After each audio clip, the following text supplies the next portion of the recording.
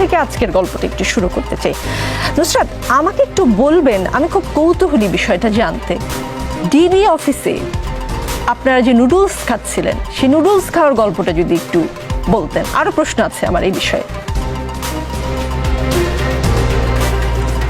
ওখানে কোনো নুডলস ছিল না, ওটা একটা সালাদ ছিল। আমি জানি না কিভাবে খবরগুলো বাইরে এসেছে বা ভিডিওতে কিভাবে দেখা গেছে, কিন্তু কথা হচ্ছে যে আমরা ওখানে খাইনি, আমাদেরকে জোর করে খাওয়ানো হয়েছে।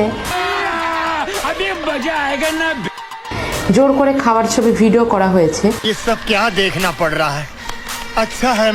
ডিবি অফিসের ভেতর থেকে আপনারা যে সমস্ত ভিডিও ক্লিপ বা যে কোনো যা ছবি যা দেখেছেন, আমাদের স্টেটমেন্ট, আমাদের ভিডিও স্টেটমেন্ট, আমাদের খাওয়ার ছবি, সব কিছুই আসলে ভয়ভীতির মাধ্যমে হয়েছে। ওখানে আমরা ছিলাম কেপ্টেড, আমরা ওখানে ছিলাম বন্দি। বন্দিকে দিয়ে মানুষ আসলে যা খুশি তাই করিয়ে নিতে পারে।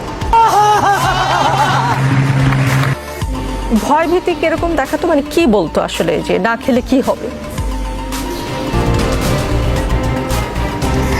না খেলে কি হবে এরকম ভাবে তো আসলে বলে না, কিন্তু বিষয়টা হচ্ছে আপনি যখন মাঝরাতে আপনাকে তুলে নিয়ে যাবে, আপনার পরিবার থেকে আপনাকে বিচ্ছিন্ন করবে, পুরো দেশ থেকে আপনার যোগাযোগ বন্ধ হয়ে যাবে, এবং সেখানে আপনি কখন ছাড়া পাবেন, আদৌ পাবেন কিনা, এগুলো আপনি জানতে পারছেন না। এই জিনিসটা, এই আবহটাই আসলে যথেষ্ট ভীতিকর।